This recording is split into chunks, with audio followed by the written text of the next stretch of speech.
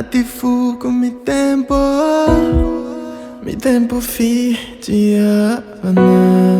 fitiavana tsy adolescento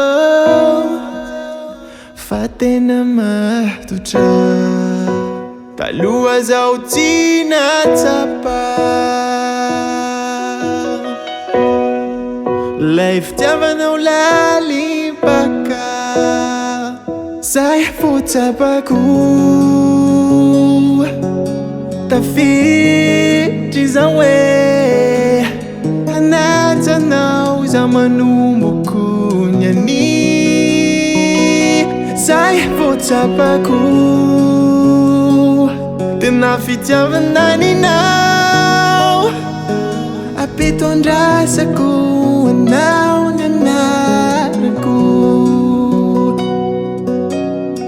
zay vo tsikamboty foko satria eo anao fino aravoana ny foko satria eo anao tsy matokana mandeha ny foko kauty eo anao nino na zavatra taoko tsy maintsy milanao zay vo tsapako tafidry zao hoe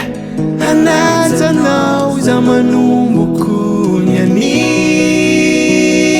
zay vo tsapako tena fitiavana ninao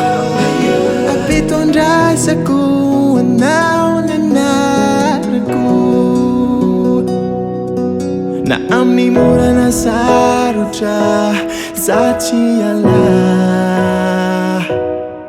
na orambeko jobaratra idoko aminao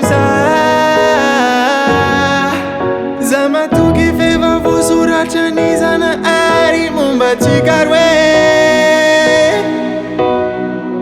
ananaovako voady za tsy sarake zay vo tsapako tafidry zao hoe anazanao za manomboko ny ani zay vo tsapako tena fitiavana ninao ampitondrasako anao ny anarako satria anao tiako no anjarako Nouveauté.